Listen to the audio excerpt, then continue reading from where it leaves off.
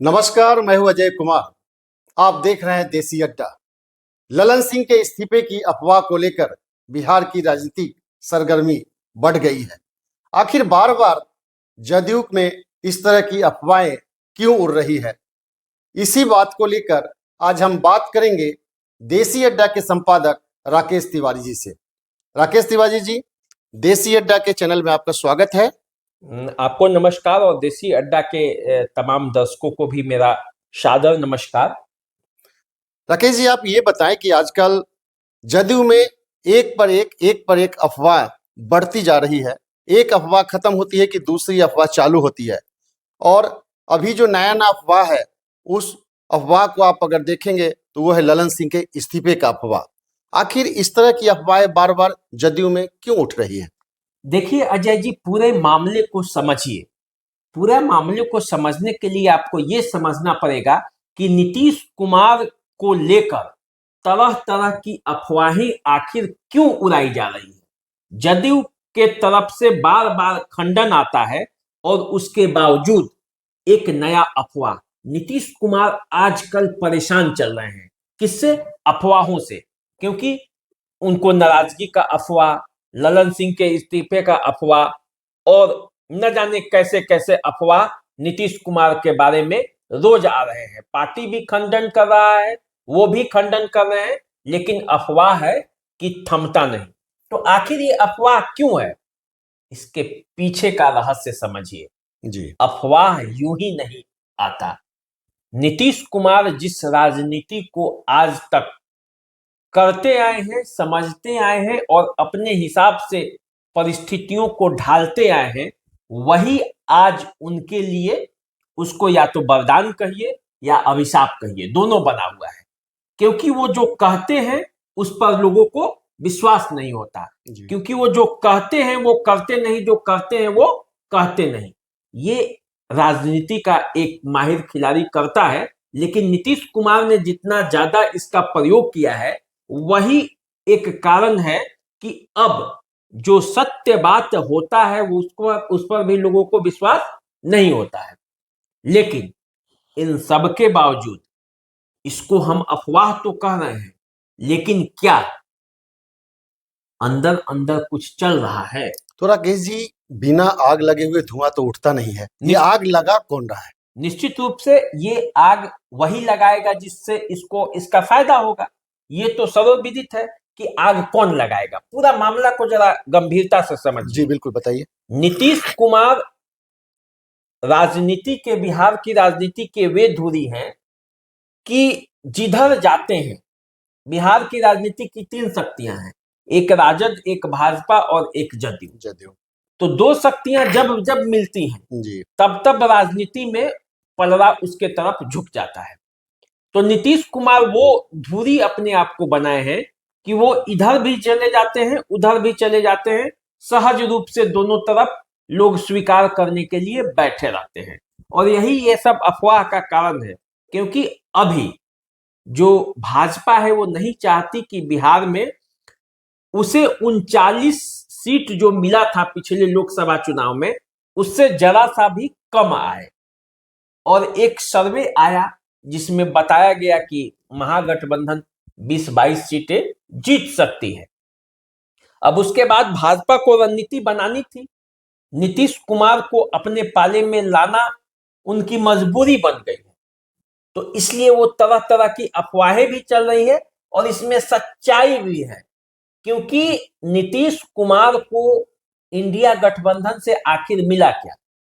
22 में जो राजद के साथ उन्होंने सहमति बनाई थी और भाजपा से राजद के पाले में आए थे, तो ये तय हुआ था कि प्रधानमंत्री का पद और संयोजक का पद नीतीश कुमार लेंगे और मुख्यमंत्री तेजस्वी यादव बनेंगे।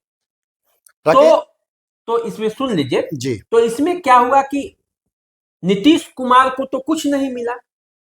नीतीश कुमार पहले भी मुख्यमंत्री थे, अब भी मुख्यमंत्री हैं, वो पहले भी रहते, अब भी हैं। तेजस्वी यादव जो उप मुख्यमंत्री नहीं थे, वो उप मुख्यमंत्री भी बन गए। पूरा राजद जो सत्ता में नहीं थी, विपक्ष में थी, वो सत्ता में आ गई लेकिन नीतीश कुमार को क्या मिला? नीतीश कुमार को यही ना खफा थे कि भाजपा के कुछ मंत्री उनके खिलाफ बोलते थे, जी। उनका अपमान करते थे। वो परिस्थिति तो आज भी है। सुनील कुमार सिंह उन पर रात दिन कटाक्ष करते हैं, और कई नेता, सुधाकर सिंह ने उनको क्या नहीं कहा, और राजद के कई नेता हैं जो गाहे बिगाहे नीतीश कुमार के खिलाफ बोलते रहते हैं। तो वो अपमान का घूंट तो इसमें भी पीना पड़ रहा है। तो नीतीश कुमार ये देख रहे हैं कि राजद को अब तक मैंने दिया ही, विपक्ष से सत्ता में लाया, लेकिन मुझे जो कह के लाया गया था कि प्रधानमंत्री के पद पर सपोर्ट करेंगे, संयोजक आपको बनवाएंगे, उसमें से कुछ भी पूरा नहीं हुआ। तो जब कुछ पूरा नहीं हुआ तो वाजिब है कि नीतीश कुमार के हाथ खाली है, और इसी खाली हाथ को भरने के लिए भाजपा आरती लेकर खड़ी है कि आइए इधर, और आप यहां मेरे पास देने के लिए बहुत कुछ है। राजद के पास क्या है? राजद को तो आपने दिया है, और मैं इधर जो आएंगे तो मैंने आपको 5 में मुख्यमंत्री भी दिया था, अभी भी और बहुत कुछ देंगे। अब देखिए, उसमें देखिए नीरज कुमार बबलू विधायक है भाजपा के, उनका क्या बयान आया कि नीतीश जी का अब उम्र हो गया है, नीतीश जी अब को वैसा काम देना चाहिए जो वो आराम से करे। गोवा के राज्यपाल तक का ऑफर उन्होंने कर दिया है।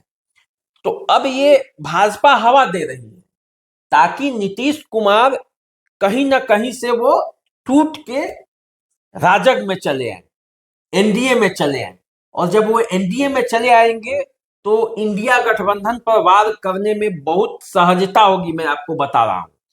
और यही पूरा प्लानिंग है भाजपा का, और नीतीश कुमार तो माहिर खिलाड़ी है इसके, तो वो समझ रहे हैं, और इसीलिए वे चुप्पी साध के बैठे हैं।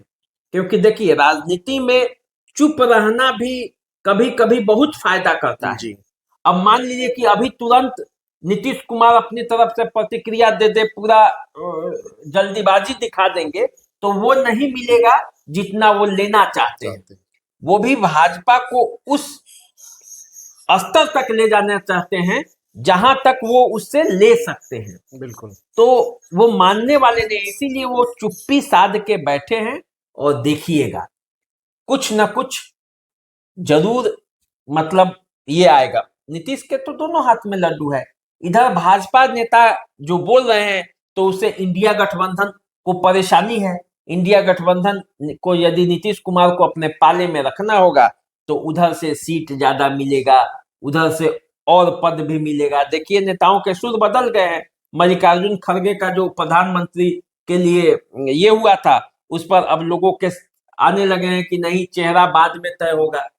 तो जो एक चेहरा जो कांग्रेस का तय हो रहा था वो बाद में जाने लगा, तो इससे नीतीश कुमार को फायदा है, और वो जो बैलेंस है ना, उसी का तो फायदा उठाते हैं नीतीश कुमार के दोनों हाथ में लड्डू। हाँ, तो दोनों हाथ में लड्डू हैं। आप जान जाइए, नीतीश कुमार राजनीति के वैसे खिलाड़ी हैं जो 3 गेंद रखते हैं हाथ में अपने। जी। एक बाएं हाथ में रखते हैं, एक दाएं हाथ में, एक हवा में रहता है। हवा वाला पकड़ना होता है तब तक इसको फेंक देते हैं, फिर वो आ जाता है तब तक इसको उछाल देते हैं। एक हवा में ही रखे रहते हैं, मतलब 3 विकल्प रखते हैं। तो वही विकल्प उनका एक भाजपा है, और भाजपा इसको हवा दे रही है क्योंकि उसको लगता है कि 2024 के चुनाव में यदि अच्छा करना है, 40 में 39, तो फिर नीतीश कुमार का साथ चाहिए। जनता के मन में एक और सवाल है राकेश जी, कहते हैं घर के बेदी लंका डाहे। ललन सिंह का फोन नॉट रीचेबल होना क्या विभीषण के भूमिका में है?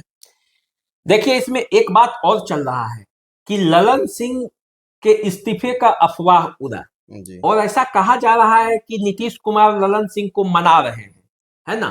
तो वो उनका पारिवारिक संबंध नीतीश कुमार से रहा है, काफी गहरा संबंध रहा है, सब लोग जानता है। तो ऐसे में उन लोगों में ऐसा नहीं है कि अभी तानातनी इसके लिए चल रहा है। तानातनी इसलिए चल रहा है कि ऐसा बताया जा रहा है, ऐसा लोग कह रहे हैं बड़े बड़े मीडिया हाउस भी अपने खबर चला रही है कि सूत्रों से मिली जो जानकारी है उसके अनुसार ललन सिंह चाहते हैं कि राजद के साथ नीतीश कुमार रहे, और नीतीश कुमार के कुछ सहयोगी हैं जो ये चाहते हैं नीतीश कुमार के साथ साथ कि पाला बदल लिया जाए। अब ललन सिंह को इसी पर ऐतराज है और वो इसी ऐतराज में वो या तो इस्तीफा नीतीश कुमार को दिए होंगे या नहीं दिए होंगे, दो हो सकता है, दोनों बात। लेकिन कुछ ना कुछ मामला है जिसको लेकर ललन सिंह नहीं चाहते हैं कि वो एनडीए के तरफ फिर से जाया जाए, और नीतीश कुमार के सहयोगी चाहते हैं कि जाया जाए। तो इसी को लेकर पूरा खेला चल रहा है। तो अब जब इस्तीफे की खबर आई है और ललन सिंह से कई लोगों ने संपर्क करने का प्रयास किया तो वो फोन नॉट रीचेबल बताया। तो अब इससे एक शक सुबह ये उत्पन्न हो रहा है कि क्या कहीं ललन सिंह कुछ खेल तो करने वाले नहीं है। ऐसा तो नहीं है, इतना पारिवारिक संबंध और सब अच्छा है, लेकिन एक बार ललन सिंह जदयू छोड़कर बाहर जा भी चुके हैं, नीतीश कुमार से बगावत कर भी चुके हैं और फिर वापस आए हैं। तो कहीं ऐसा तो नहीं कि जदयू के कुछ विधायकों को लेकर उड़ जाए और फिर वो राजद के साथ सरकार बना ले। ये भी एक संभावनाओं की चर्चा है, मैं चर्चा ही कहूंगा जी कि चर्चा चल रहा है। अब पक्का है कि नहीं है ये तो मैं नहीं बता सकता, लेकिन इसकी भी चर्चा है और बड़े जोरदार तरीके से चर्चा है।